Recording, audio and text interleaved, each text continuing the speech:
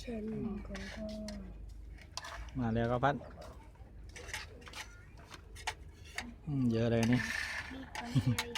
หมดแล้วครับเยอะแล้วอันนี้จะไม่หมดแล้ว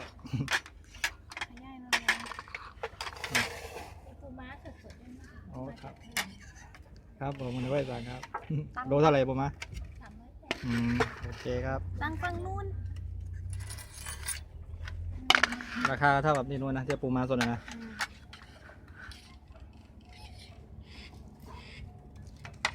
กิโล350ใช่ไหม 280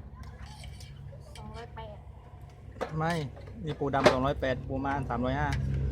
308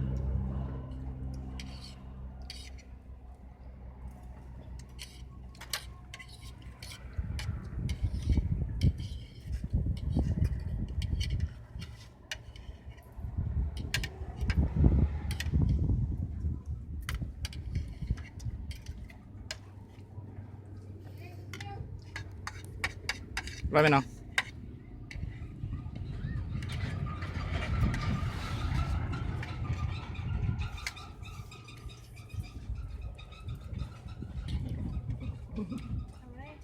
ถ่ายวิดีโอ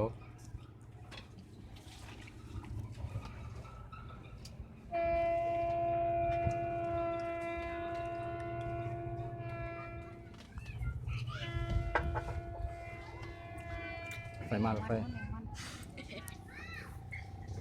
แค่นี้แหละ